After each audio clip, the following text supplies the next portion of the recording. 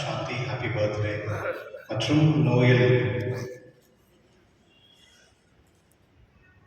அவர்கள் நன்றிடுதலாக மற்றும் வின் த கேம்ஸ் சொல்லியிருக்காங்க.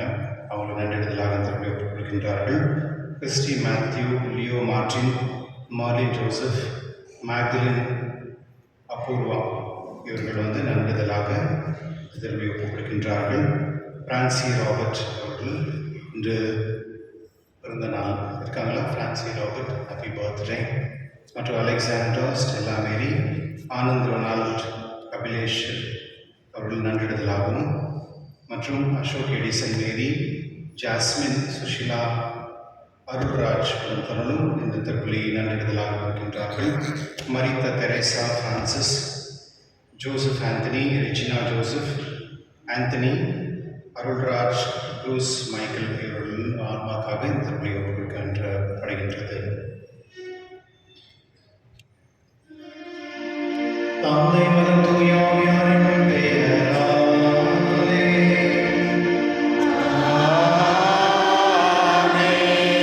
நம் ஆண்டவராகிய இயேசு கிறிஸ்துவின் அருளும் கடவுளின் அன்பும் தூய ஆவியாரின் நண்பரும் உங்கள் அனைவரோடும்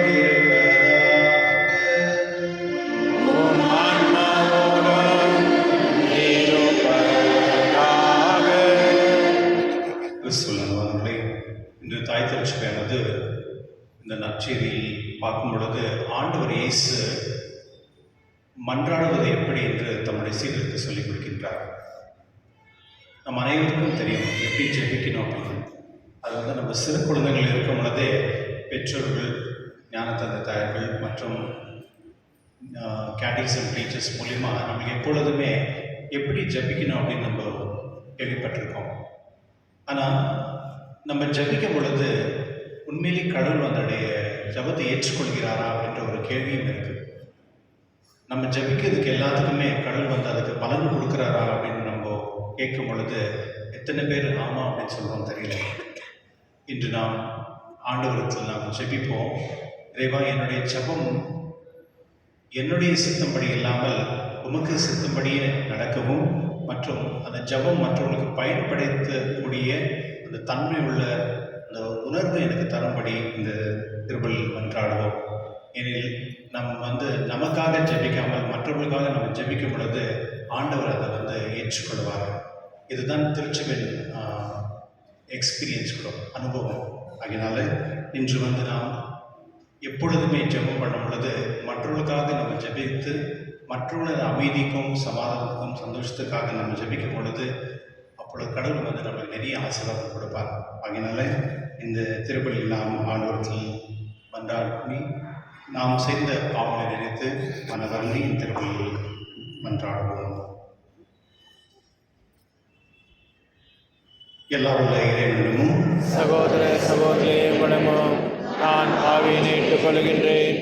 ஏனெனில் சிந்தனையாலும் சொல்லாலும் செயலாலும் கடமையில் தவறியதாலும் பாவங்கள் பல செய்தேன். என் பாவமே, என் பாவமே, என் பெரும் பாவமே.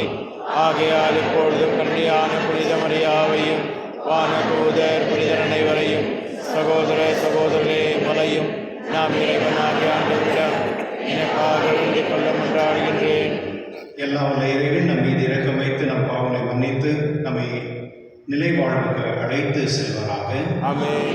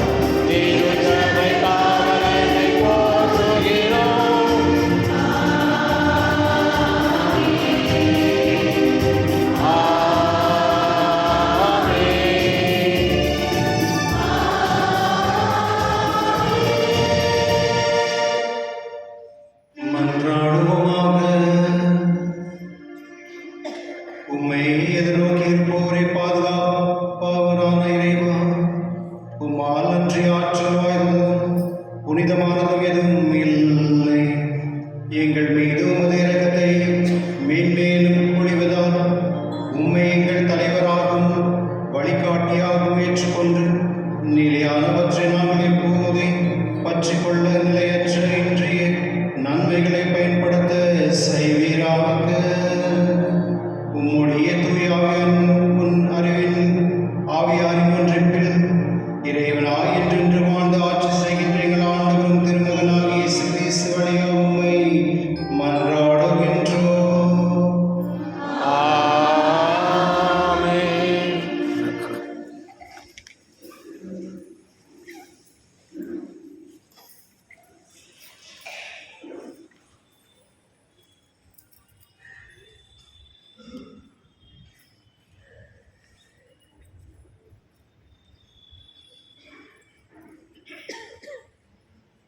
விடுதலை பயண நூலிலிருந்து வாசகம்.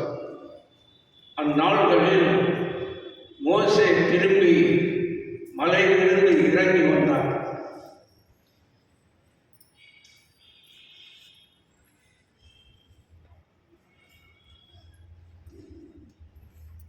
தொடக்க நூலிலிருந்து வாசகம்.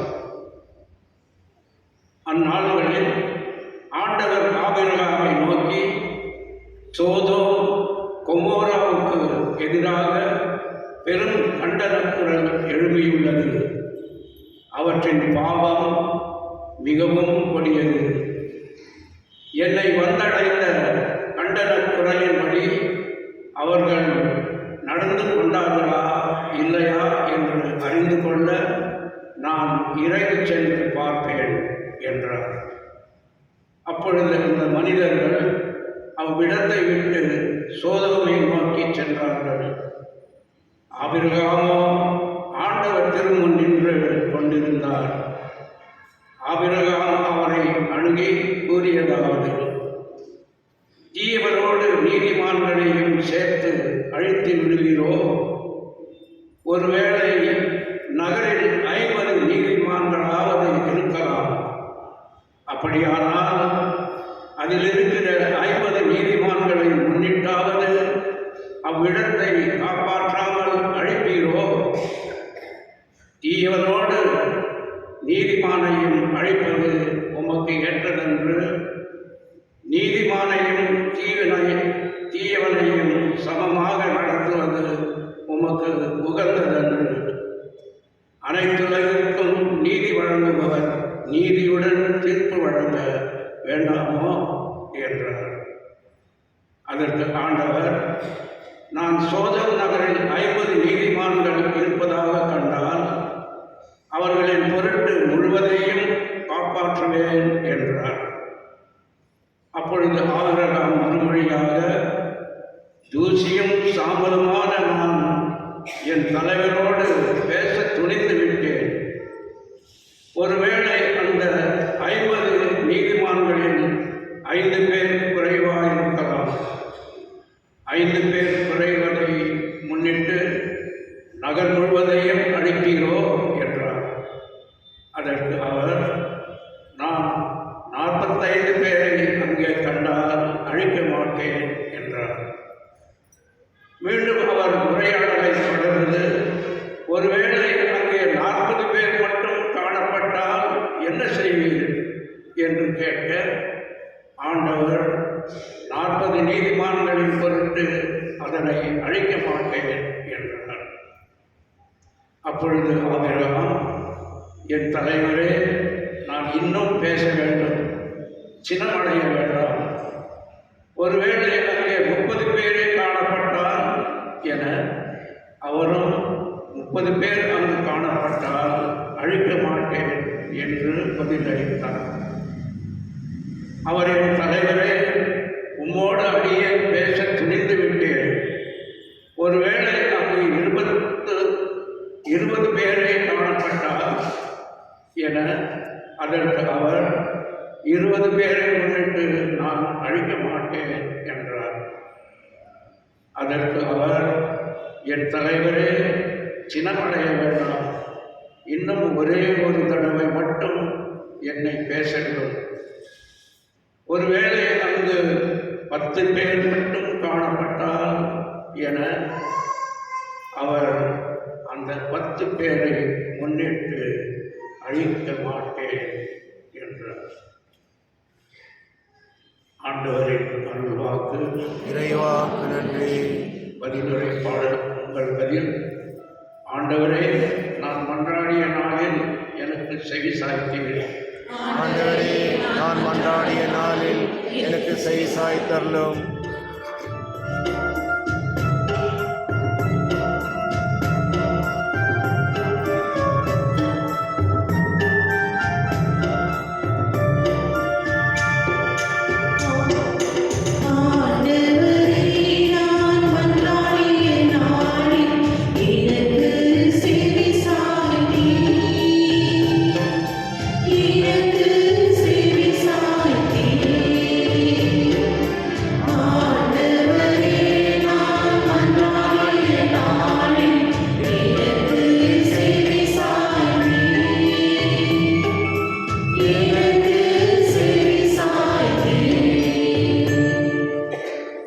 ஆண்டவரே, என் முழு மனத்துடன் உமக்கு நன்றி செலுத்துவேன். தெய்வங்கள் முன்னிலையில் உம்மை புகழ்வேன். உம் திருக்கோவிலை நோக்கி திரும்பி உம்மை தாழ்பணிவேன்.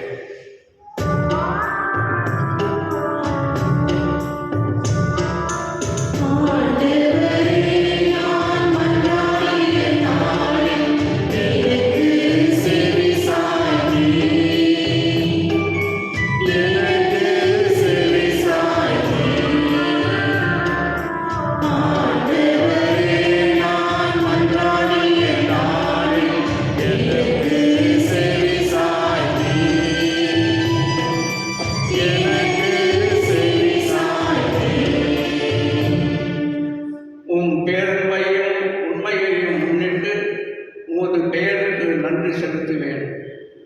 ஏனெனில் அனைத்திற்கும் மேலாக உம் பெயரையும் உம் வாக்கையும் மேன்மையுறச் செய்துள்ளீர். நான் மன்றாடிய நாளில் எனக்கு செவி சாய்த்து என் மனத்திற்கு வலிமை அளித்தீர்.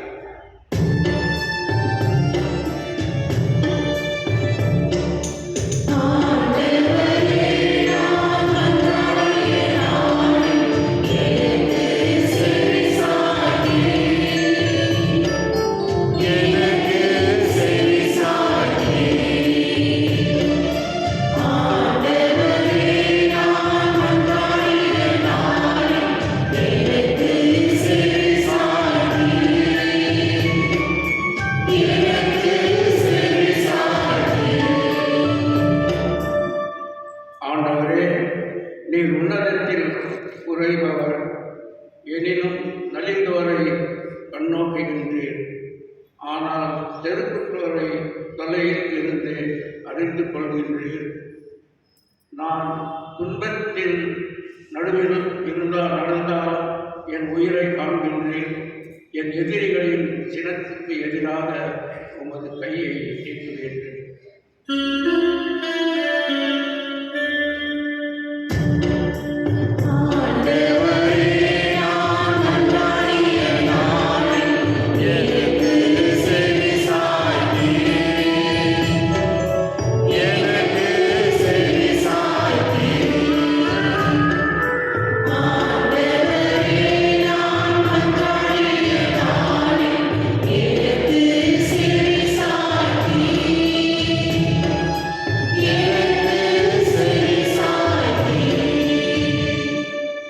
உமது வலக்கையால் என்னை காப்பாற்றுகின்றீர்.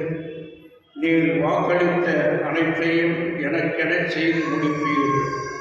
ஆண்டவரே, என்றும் உள்ளது உமது பேரன்பு. உம் கைவினை பொருளை கைவிடாதே.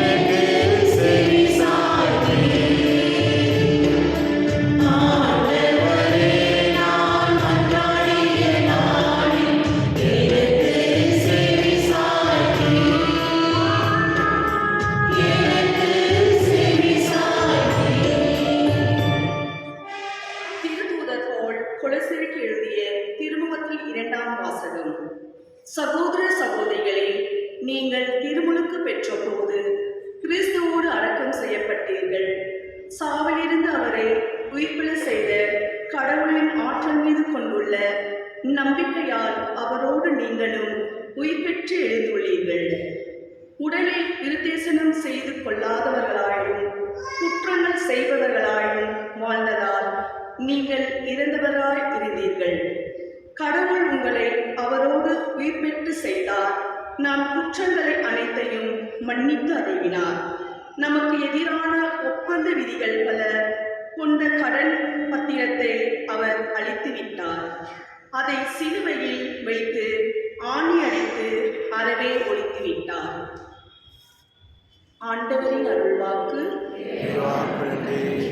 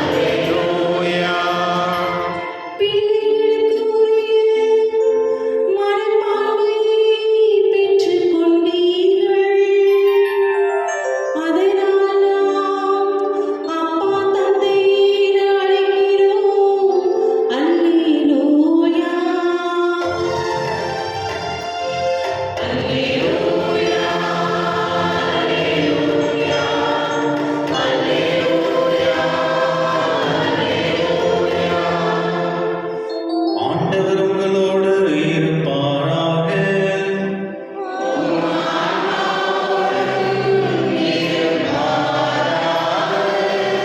லூக்கா எழுதிய நற்செய்தியிலிருந்து வாசகம்.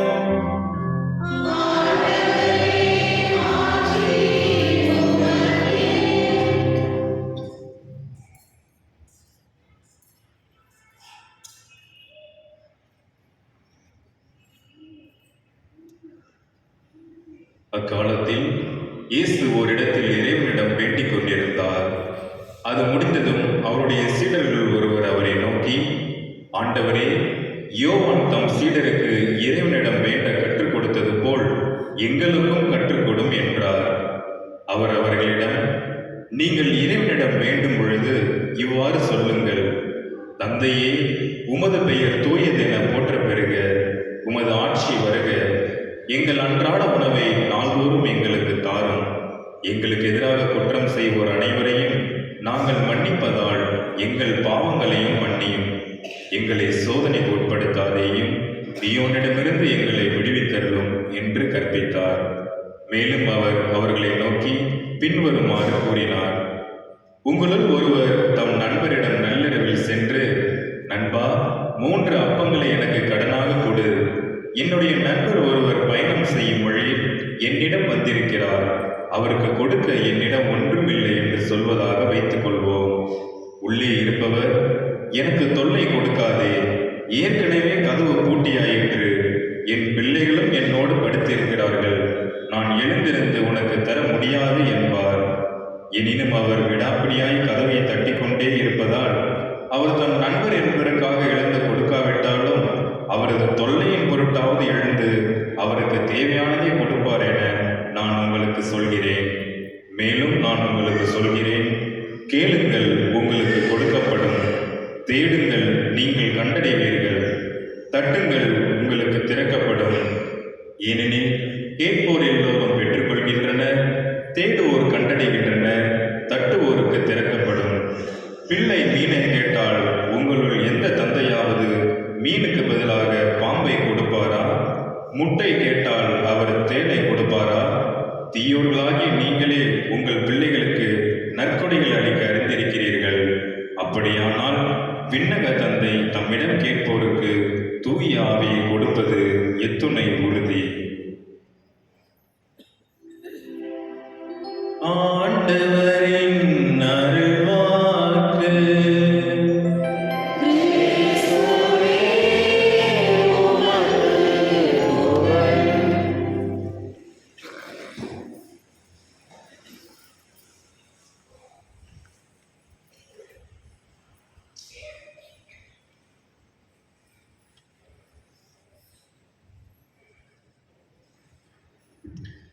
கிறிஸ்துவர்களே, நான் இங்கே இந்த பேரிஷில் அசிஸ்டன்ட் பேரிஷ் ஆகிட்ட பிறகு நான் எங்கேயும் ட்ரான்ஸ்ஃபர் ஆகி போனதில்லை.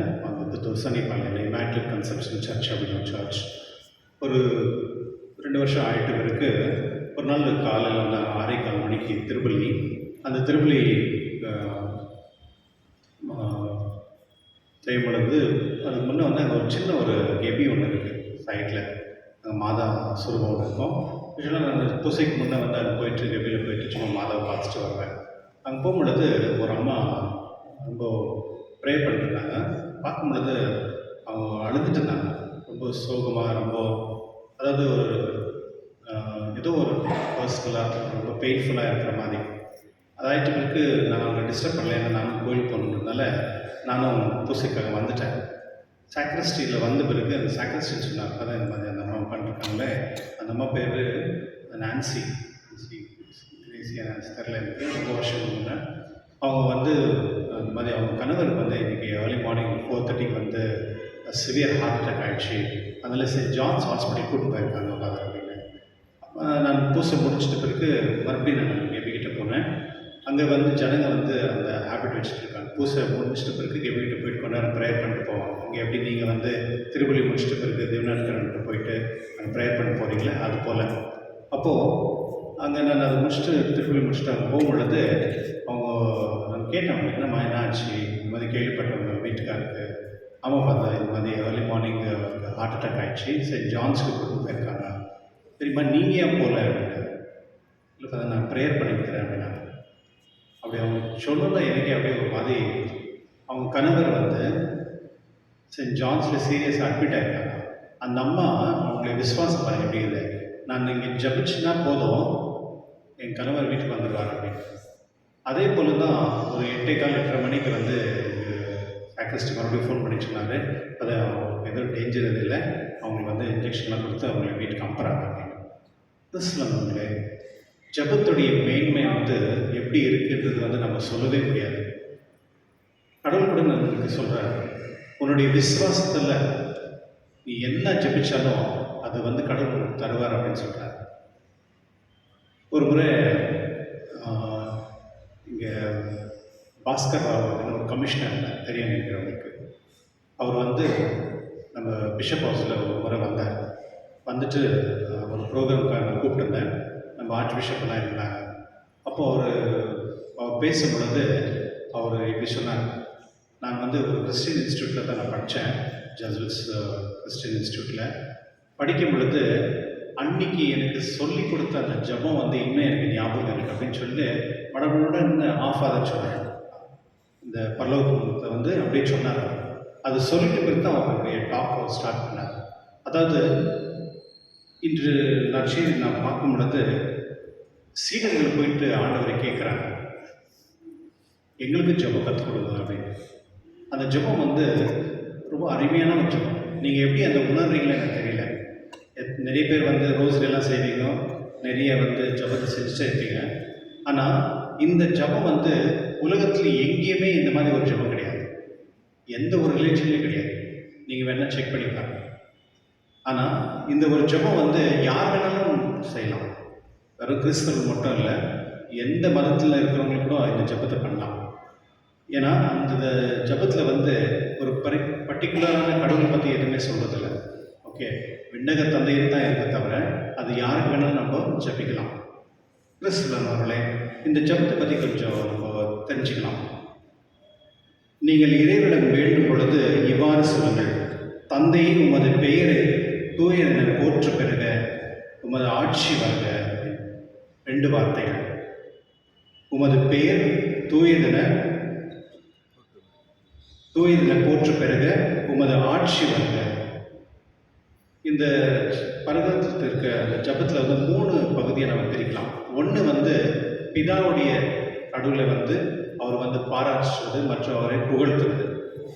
2வது, எங்கள் அன்றாட உணவை நாள்தோறும் எங்களுக்கு தாரும், எங்கள் எதிராக குற்றம் செய்வோரை அனைவரும் நாங்கள் மன்னிப்பதால் எங்கள் பாவங்களை மன்னியும். கிறிஸ்துவர்களே, அன்றாட உணவு நம்ம வந்து தினந்தோறும் வந்து வாழணும். ஆனால் ஒரு பிளான் இருக்கும் நம்மளுக்கு. ஒரு மாதத்தில் மாதத்துக்கு சம்பளம் வரும், அந்த சம்பளத்தை வச்சு தான் நம்ம வந்து பிளான் பண்ணுறோம். ஆனால் கடவுள்கிட்ட நம்ம கேட்கும் பொழுது எனக்கு மாதந்தோறும் இந்த சாப்பாடு கொடு அப்படின்னு நம்ம கேட்கறதில்ல. அன்று, அதாவது இன்று, இன்னைக்கு எனக்கு கொடுத்தா போதும் அப்படின்னு. இது ஒரு பெரிய ஃபிலாசபி. யார்கிட்ட வந்து ஒரு பர்சன்கிட்ட வந்து இன்னைக்கு அந்த சாட்டிஸ்ஃபேக்ஷனாக நான் இருக்கணும் அப்படின்னு விருப்பப்படுறாங்களே, அவங்களுடைய வாழ்க்கை வந்து ரொம்ப நல்லா இருக்கும்.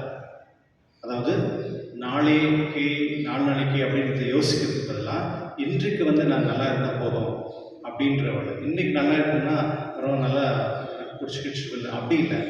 அதாவது எனக்கு என்ன தேவை இருக்கோ அது இன்னைக்கு போதும் அப்படின்ற ஒரு மனப்பான்மை. கடவுள் வந்து சொல்லும் பொழுது, அந்த ஜெபத்தை சொல்லிக் கொடுக்கும் பொழுது, கடவுள்கிட்ட வந்து இன்னைக்கு தேவைன்றது மட்டும் நீங்கள் கேளுங்க அப்படின்னு ஆண்டவர் இயேசுவே சொல்லிக் கொடுத்தார். சில நேரத்தில் நம்ம வந்து நம்முடைய வாழ்க்கையில் வந்து நிறைய ஜெபம் நம்ம செய்வோம். நிறைய ஜெபம் செஞ்சு அதனுடைய பலனே இருக்காது. காரணம் என்ன அப்படின்னா, அந்த கேட்கக்கூடிய விஷயங்கள் வந்து அது வந்து நம்மளுக்கு எனக்கு மட்டும் தேவைப்படும் அப்படின்ற மாதிரி இருக்கும். நேற்று சாயந்தரம் நான் 6 மணிக்கு பூசைக்கு வரணும் இங்கிலீஷ் மாஸ்க்கு வரும்பொழுது ஒரு 2 லேடிஸ் வந்தாங்க. வந்துட்டு அதை எனக்கு ஒரு ரெக்கமெண்டேஷன் லெட்டர் கொடுங்க. என்ன அப்படின்னா, சென்ட் ஃபிலோமினஸ் ஹாஸ்பிட்டலில் ஒருத்தர் அட்மிட்டாக இருக்காங்க. அவங்க நாங்கள்லாம் நேபர்ஸ், அவங்களுக்கு வந்து ஒரு கன்செஷன் கொடுக்க ஒரு லெட்டர் கொடுங்க அப்படின்னு. அதை கேட்டது எனக்கே ஒரு சந்தோஷமாச்சு. ஏன்னா கேட்டது யாருன்னா, அக்கப்பக்கத்தில் இருக்கோம், அவங்க சொந்தக்காரங்க கூட கிடையாது. யாரோ ஒருத்தர் அட்மிட்டாக இருக்காங்க வீட்டு பக்கத்தில், அவங்களுக்காக போயிட்டு அவங்க ரெக்கமெண்டேஷன் பண்ணாங்க. கிறிஸ்துவர்களே, இதுதான் ப்ரேயர், இதுதான் ஜெபம். அவங்க வந்து முட்டி போட்டு நம்ம வந்து கடல்கிட்ட வந்து கடவுளே இது வேணுன்றது பதிலாக அந்த ஒரு யாருக்கு தேவை அப்படின்றத புரிந்து அதுக்கேற்ற மாதிரி நம்ம போய் சேவை செய்கிறாங்களே, அதுதான் ஜெபம். ஜெபம் வந்து அதுக்கு எந்த டெஃபினேஷனும் கிடையாது, இப்படி தான் ஜெபம் பண்ணோம் அப்படின்னு. நீங்கள் பெனடிக்டின் மொனாஸ்டிக்கு நீங்கள் போனீங்கன்னா ஒரு நாளைக்கு 600 முறை வந்து இந்த இது சொல்லுவாங்க, பிதாவுக்கும் சுதனுக்கும் பரிசுத்தாவிக்கும் மகிமை உண்டாகுதாக அந்த ஜெபம் இருக்குல்ல, அந்த ஒரு ஜெபம் செய்வாங்க 600 முறை ஒரு நாளைக்கு பெனடிக்டின் மொனாஸ்டியில். அவங்க ஜெபம் அந்த செய்யும் பொழுது முட்டி போடுவாங்க, தலை வணங்குவாங்க. இருக்கிற ஜெபத்திலேயே ஹை கிளாஸ் ஜெபம்னா இந்த இன்னைக்கு ஆண்டவர் இயேசு கொடுத்த பரலோகத்துக்கு ஜெபம்.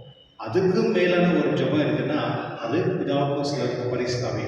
எப்போ நீங்கள் இந்த ஜெபத்தை நீங்கள் வந்து செய்கிறீங்களோ அது வந்து பிதாவும் சுதனும் பரிசுத்தாவி வந்து நம்முடைய வார்த்தையை கேட்பாங்க. நம்ம சொல்லக்கூடிய அந்த ஜெபத்தை வந்து அவங்க ஏற்றுக்கணும். அந்த ஜெபம் ஒன்றுமே இல்லை, வெறும் புகழ் தான். பிதாவுக்கும் சுதனுக்கும் பரிசுத்தாவுக்கும் மகிமை உண்டாகாது, ஆதி இருந்தது போல எப்பொழுதும் எப்பொழுதும் என்றும். இந்த ஒரு ஜெபம் வந்து நிறைய பேர் ரோசரி பண்ணுவாங்க. சில பேர் வந்து ரோசரி பண்ண அப்படியே தூங்கினே இருப்பாங்க. பார்த்துருக்கீங்களா நீங்கள்? ஜெபம் பண்ணுறோம் அப்படியே தூங்கினே இருப்பாங்க. சில பேர் தூங்கிடுவாங்க.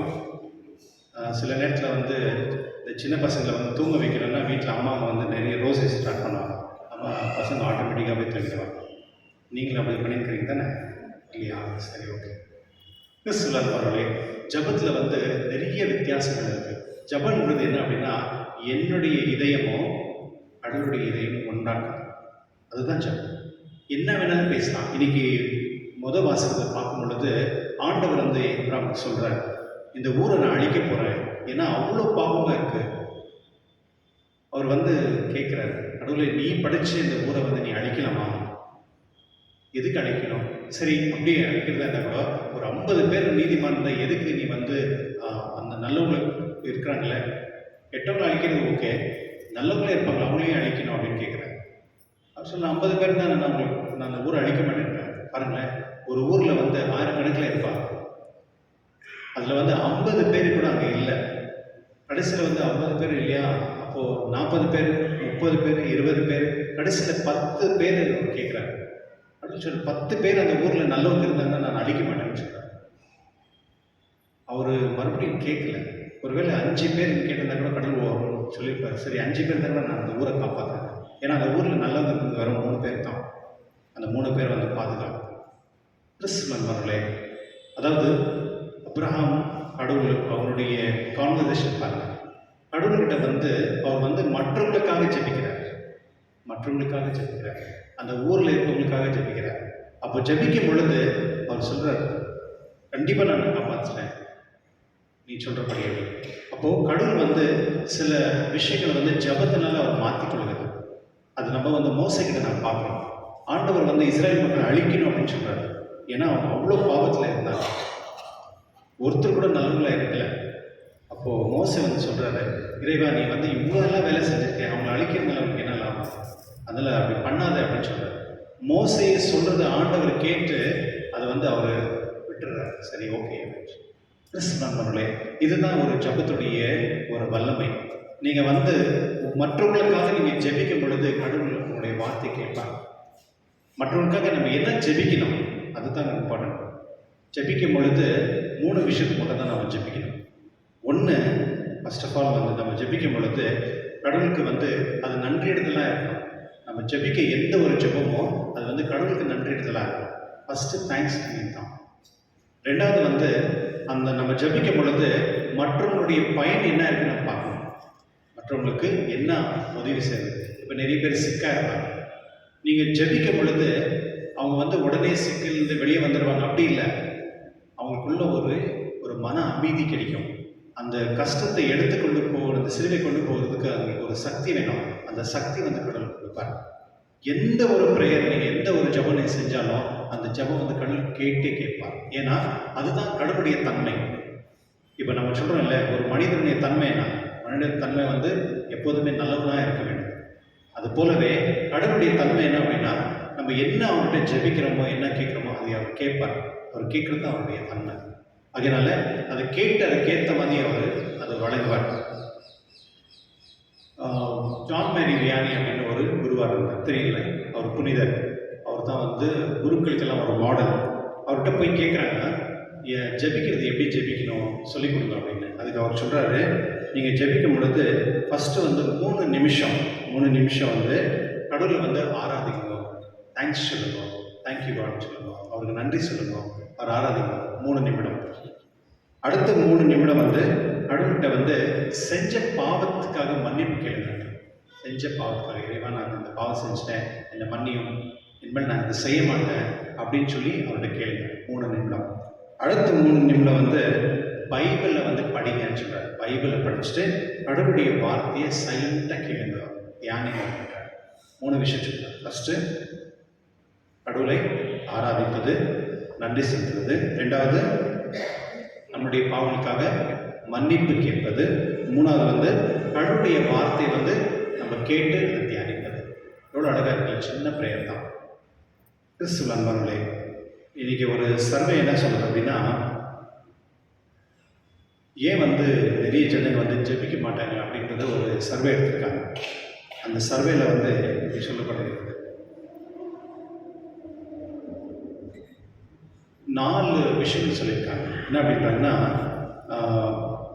ஏன் வந்து இன்னைக்கு ஜனங்கள் ஜபம் செய்யறதில்லை அப்படின்னா, ஒன்று வந்து we are too busy, நிறைய வேலை இருக்கிறதால எங்களுக்கு டைம் கிடைக்கிறதால ஜபம் பண்ணுறாங்க. எத்தனை பேர் ஜபம் பண்ணுறீங்க தினைக்கும்?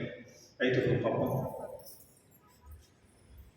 ஒரு கோஷ்டி ஃபுல்லாகவே இல்லை ஜபம் பண்ணுறது. ஓகே, பார்த்துல இருக்கிறது.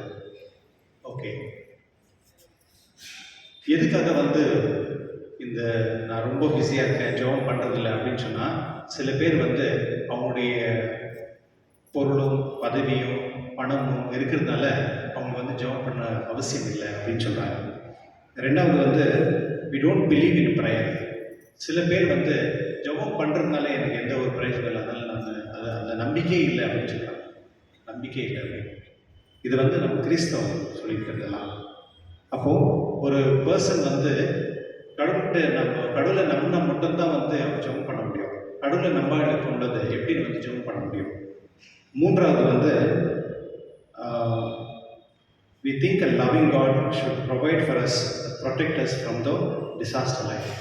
எந்த ஒரு சூழ்நிலையும் கடவுள் வந்து நம்மளை காப்பாற்றணும், அது காப்பாற்றுறதுனால நான் ஜெபம் பண்ண மாட்டேன் அப்படின்னா. இப்போ வந்து ஃபார் எக்ஸாம்பிள் இந்த மணிப்பூர் இஷ்யூ நடந்தது தெரியுமா? மணிப்பூர் இஷ்யூ நடந்தது. அங்கே வந்து 2 கம்யூனிட்டி வந்து அடிச்சு கொலை பண்ணி நிறைய பேரை ரொம்ப அவஸ்தை பண்ணி விட்டாங்க. அதில் ஒரு குரூப் வந்து ரொம்ப பேர் எழுந்துட்டாங்க. இப்போ அந்த மக்கள் வந்து எல்லாம் வேறு இடத்துக்கெல்லாம் ஓடிட்டாங்க, வேறு ஊருக்கெல்லாம். ஆனால் அவங்க வந்த பிறகு அவங்க வந்து கடவுள் என்ன வந்து இந்த மாதிரிலாம் பண்ணிட்டாரு, அதனால் நம்ம கடவுளை நம்புறதில்லை அப்படின்ட்டு யாரும் வரல. நீங்கள் அந்த மணிப்பூர் பசங்களை நீங்கள் போய் பார்க்கும் பொழுது அவ்வளோ சந்தோஷமாக இருப்பாங்க. எப்போதுமே பாடி கடவுள் நன்றி செஞ்சுன்னு அவங்க என்னன்றாங்கன்னா, ஆமாம் அந்த பிரச்சனை வந்தது, அது யாரோ செஞ்ச பிரச்சனை, அது கடவுள் செய்யல, யாரோ பண்ண பிரச்சனை. ஆனால் இருந்தாலும் கடவுள் நம்மளை காப்பாற்றிருக்காரு, அதுக்காக நான் நன்றி செலுத்துக்கிறோம் அப்படின்றது அவங்களுக்குள்ள ஒரு சந்தோஷம். நான்காவது வந்து we think prayer is boring அப்படின்னு. சில பேர் நினைக்கிறாங்க ப்ரேயர் பண்ணுறதுனால, ஜெபம் பண்ணுறதுனால அது ஒரு போரிங், அதனால் அது பண்ணுறதில்ல அப்படின்னு. இந்த 4 வகையில் நீங்கள் எங்கே இருக்கிறீங்க? இந்த 4 வகையில் நீங்கள் எங்கே இருக்கிறீங்க? ரொம்ப பிஸியாக இருக்கிறீங்களா? பிரைம் மினிஸ்டர் கூட பிஸியாக இல்லை, ரொம்ப பிஸியாக இருக்கும். ஏன்? ரெண்டாவது வந்து நம்மளுக்கு எல்லாத்துக்கும் ஜெபம் செய்யணும். பசங்க பாருங்கள், வீட்டில் ஜெபத்து பாடானா இல்லைம்மா போமா அப்படின்னு மொபைல் கொடுங்க, மொபைலில் பார்த்துட்டே இருப்பாங்க. ஏன் அங்கே இங்கே நம்ம பாரிஷில் இருக்க யூத்துக்கு வருவாங்க, ஏன் எல்லாம் உட்காந்துருப்பாங்க, வெளியே கோயிலுக்கு பூசை பார்க்க மாட்டாங்க, ஆனால் மொபைல் பார்த்துட்டு இருப்பாங்க. கிறிஸ்துவர்களே, ஜெபம்ன்றது வந்து ஒரு பெரிய கிஃப்ட்டு. எந்த குடும்பம் வந்து ஜெபத்தினால இருக்கோ அந்த குடும்பம் எப்பொழுதுமே அமைதியாக இருக்கும், சந்தோஷமாக இருக்கும். கஷ்டங்கள் இருக்கலாம், ஆனால் அதில் வந்து அந்த குடும்பத்துக்கு வந்து ஒரு பெரிய ஒரு ஆறுதல் கடவுள் கொடுப்பாரு. நீங்கள் வேணால் முயற்சி பண்ணி பாருங்க. எந்த குடும்பத்தில் வந்து குடும்பத்தில் ஒன்றா நம்ம இருக்கணும் அப்படின்னு நீங்கள் நினைக்கிறீங்களோ அங்கே வந்து ஜெபம் தேவை. ஒருவேளை நீங்கள் வந்து குடும்பம் பிரியணும் அப்படின்னா ஜெபம் பண்ண தேவையில்லை, ஆட்டோமேட்டிக்காக பிரிஞ்சிடும் எல்லாமே. எங்கே வந்து ஒரு அமைதியும் சமாதானம் வேண்டாம் அப்படின்னா நீங்கள் ஜெப நிகழ்ச்சியில் அது ஆட்டோமேட்டிக்காக ஆகிடும். திருச்சிக்கு கூட அப்படி தான். சில நேரத்தில் சில பாரிஷில் நீங்கள் போனீங்கன்னா அந்த பாரிஷில் நிறைய ப்ராப்ளம்ஸ் இருக்கும். அந்த யாரும் ஒற்றுமையாக இருக்க மாட்டாங்க, சண்டை போட்டு இருப்பாங்க. அந்த என்ன ஒரு குருக்களுக்கும் மக்களுக்கும் ஒரு ஒற்றுமையே இருக்காது. ஏன் அப்படின்னா காரணம் வந்து அந்த மக்கள் வந்து ஜபிக்காதனால. எங்கே வந்து ஜபம் இருக்கோ அங்கே வந்து கடவுளுடைய பிரசனம் இருக்கும். எங்கே கடவுளுடைய பிரசனம் இருக்கோ அங்கே வந்து கடவுளுடைய ஆசீர்வாதம் இருக்கும். எங்கே கடவுளுடைய ஆசீர்வாதம் இருக்கோ அங்கே அமைதியும் சமாதானம் சந்தோஷம் இருக்கும். இதுதான் இயற்கை.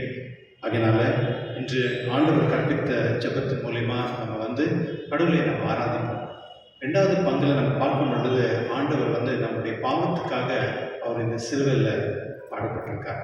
ஆகினால்தான் நம்ம ஒரு முறை நம்ம ஜெபிக்கும் பொழுது கடவுள்கிட்ட நம்ம மன்னிப்பு கேட்குறோம். பாஸ்ட் நம்ம செஞ்ச தவறுகளுக்காக மன்னிப்பு கேட்குறோம். மூன்றாவது வந்து நம்ம வந்து ப்ரொடெக்ஷன் கேட்குறோம். கடவுளே நம்ம தவறு செய்யாமல் இருக்கிறதுக்கு நம்மளுக்கு பாதுகாத்து கொடு அப்படின்னு பரிசு அவர்கிட்ட கேட்குறோம். என்னுடைய நற்செய்தியில் பார்க்கும் பொழுது மனிதர்களாக நீங்களே பாவிகளாக இருக்க நீங்களே வந்து நல்லது செய்யணும் அப்படின்னு உங்கள் பிள்ளைங்களுக்கு யோசிக்கும் பொழுது கடவுள் வந்து பரிசுத்தாவை கொடுக்க மாட்டாரா அப்படின்ற நற்செய்தி சொல்லுகிறார். எப்பொழுதுமே நம்ம கேட்கக்கூடிய எந்த ஒரு ஆசீர்வாதம் கடவுள் நம்ம கொடுப்பார், அது வந்து மற்றவங்களுக்கு நல்லதாக இருந்தால் மட்டும்தான் கொடுப்பார், இல்லைன்னா கொடுக்க மாட்டார். இன்றைக்கி வந்து நான் தேங்க்ஸ் கிவிங் 4 பேர் கொடுத்துருந்தாங்க. அதில் போட்டிருக்காங்க அவங்க வந்து ஆக்சிடென்ட்லேருந்து எஸ்கேப் ஆனாங்களாம். அது என்ன ஆக்சிடென்ட்லேருந்து அதாவது அவங்களுக்கு சேவ் ஆயிருந்தாலே அவங்களுக்கு நன்றியிடுதல் பூசை கொடுத்துருக்காங்க. ஒரே வண்டியில் 4 பேர் போயிருக்காங்க.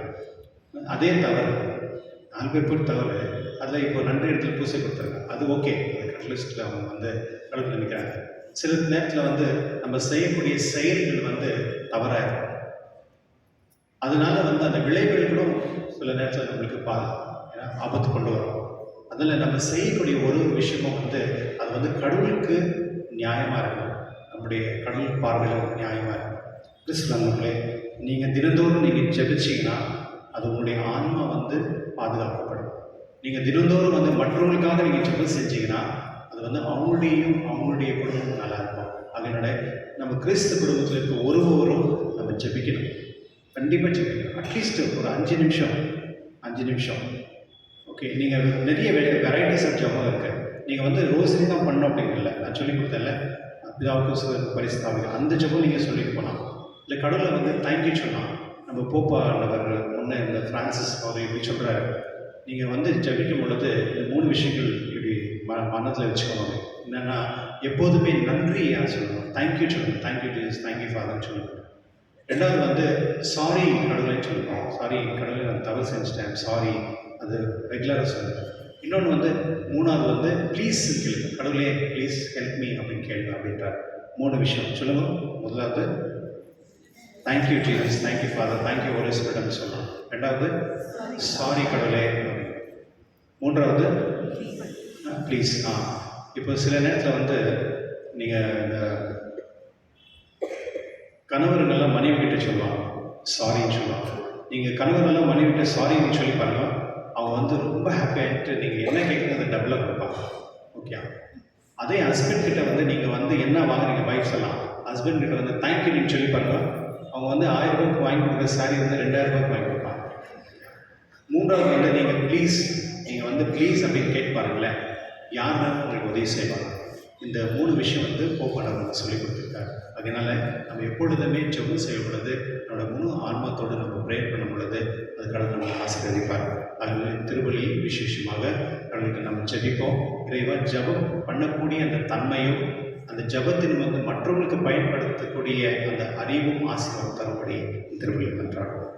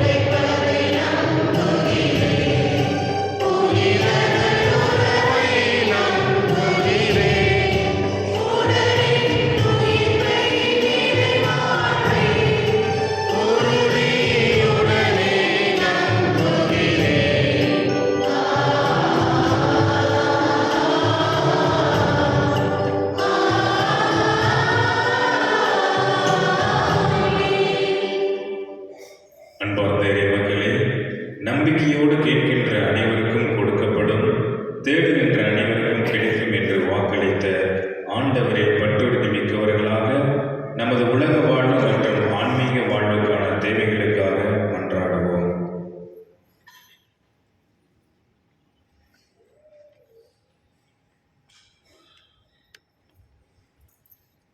ஆண்டவரே, எங்கள் மன்றாட்டை கேட்டருளும். அன்பின் இறைவா, உம் திரு அவையில் உள்ள அனைவரும் ஒருவர் ஒருவருக்காய் பரிந்துரைத்து ஜெபிக்கவும், திரு அவையின் திருப்பணியாளர்களுக்கு உறுதியான நம்பிக்கையையும் பாதுகாப்பையும் நல்கிடவும், இறையாட்சி அனைவர் உள்ளத்திலும் நிறைந்திட தேவையான வரங்களை பொழியுமாறு இறைவா உம்மை மன்றாடுகின்றோம். அருளின் இறைவா, ஜெபம் என்பது உமக்கும் எமக்கும் உள்ள உன்னத உரையாடல். அதில் கேட்டும் கிடைக்காமல் போனதும் உண்டு, கேட்காமல் நீர் வாரி வழங்கியது பலவும் உண்டு என்பதை நாங்கள் உணர்ந்து என்ன நேர்ந்தாலும் நன்றியோடு உம்மை போற்றிட நல்ல மனம் தர வேண்டும் என்று இறைவா உம்மை மன்றாடுகின்றோம். இரக்கத்தின் இறைவா, ஏழைகள், தேவையில் இருப்போர் மற்றும் ஒதுக்கப்பட்டோருக்கு தேவையான பிறரன்பு பணிகளை புரியும் எங்கள் இதயங்களில் விதைத்திடவும் நாங்கள் பெற்ற திறமைகளை நல்வழியில் பயன்படுத்தி நீர் விரும்பும் புதிய சமுதாயத்தை உருவாக்க வேண்டிய வரங்களை பொழியுமாறு இறைவா உம்மை மன்றாடுகின்றோம். ஒளியாம் இறைவா, உம்முடைய பிள்ளைகளாகும் அருளை எங்களுக்கு தந்து கிறிஸ்துவின் ஒளியில் நடக்க எங்களை அழைத்துள்ளீர். பொய்மை என்னும் இருளில் நாங்கள் சிக்கிக் கொள்ளாமல் உண்மையின் பேரொளியில் நிலைத்து நின்றிட எங்களுக்கு அருள் புரிய வேண்டும் என்று இறைவா உம்மை மன்றாடுகின்றோம். நம்முடைய தனிப்பட்ட முறையில் கடவுளை ஜெபிப்போம். விசேஷமாக இன்று திருமணம் ஆன நாள்களை கொண்டாடுகின்ற மக்களுக்காகவும் மற்றும் பிறந்த நாள் கொண்டாடுகின்ற மக்களும் விசேஷமாக யாருக்கெல்லாம் நம்முடைய ஜெபம் தேவைப்படுகின்றதோ அவர்களுக்காக நாம் அமைதியாக ஆண்டவரை ஜெபிப்போம்.